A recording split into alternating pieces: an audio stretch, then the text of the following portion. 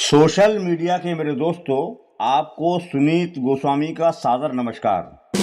दोस्तों, आज इस वीडियो में मैं आपको ऐसा रहस्य बताऊंगा जो भारत के सनातनी सोच भी नहीं सकते। हमारे साधु महात्मा तथा कथावाचक बड़ी ही शिद्दत से वर्ण व्यवस्था को स्वीकार करते हैं। इनका कहना होता है कि वर्ण व्यवस्था ईश्वर द्वारा बनाई गई है। गीता जो है वह परमात्मा कृष्ण की वाणी है और गीता में कृष्ण वर्ण व्यवस्था के प्रबंधन पर पूरा जोर देते हैं। इसी प्रबंधन के अंतर्गत हमें यह देखने को मिलता है कि ब्राह्मण, ठाकुर और वैश्य अधिकांशतः दलितों से एक दूरी बनाकर रखते हैं। उच्च जाति के ये लोग न तो दलितों के साथ रह सकते हैं और न ही खा पी सकते हैं। लेकिन इनके जीवन में वह वक्त भी आता है जब इन्हें दलितों के साथ रहना भी पड़ता है और भोजन वगैरह भी करना पड़ता है।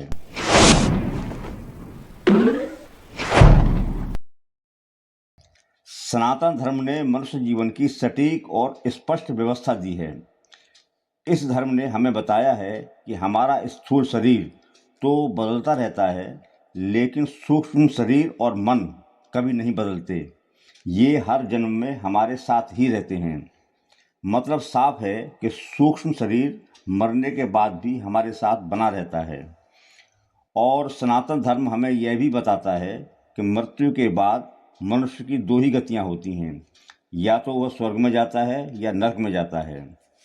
तो यह बात शीशे से भी ज़्यादा साफ है कि कोई ब्राह्मण हो, ठाकुर हो या वैश्य मतलब बनिया हो, वह अपने कर्मों के हिसाब से या तो स्वर्ग में जाएगा या उसे नरक में रहना पड़ेगा। यही सिद्धांत दलित के साथ भी है।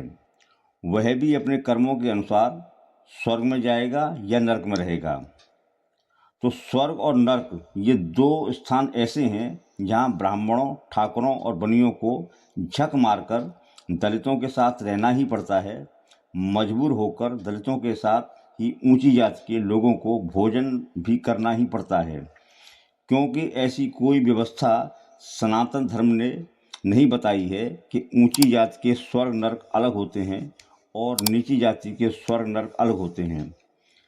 तो ये मानकर चलिए कि स्वर्ग के जिस कमरे में रामभद्राचार्य, देवकीनंदन ठाकुर, अनिरुद्धाचार्य, मोरारी बापू, प्रेमानंद, धीरेन्द्र कृष्ण शास्त्री रह रहे हों और उसी कमरे में कोई दलित भी रह रहा हो, तो ये लोग क्या करेंगे?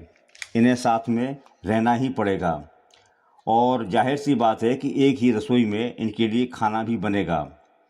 अब यह विडंबना तो है। मैं तो परमात्मा से मांग करूंगा कि स्वर्ग और नरक में रहने खाने की अलग अलग व्यवस्थाएं की जाएं। पता नहीं ईश्वर मेरी मांग मानेंगे या नहीं, और अगर वे इस व्यवस्था में कोई अपडेट करते हैं तो इसकी सूचना हमें कैसे मिलेगी। आज की इस चर्चा में बस इतना ही।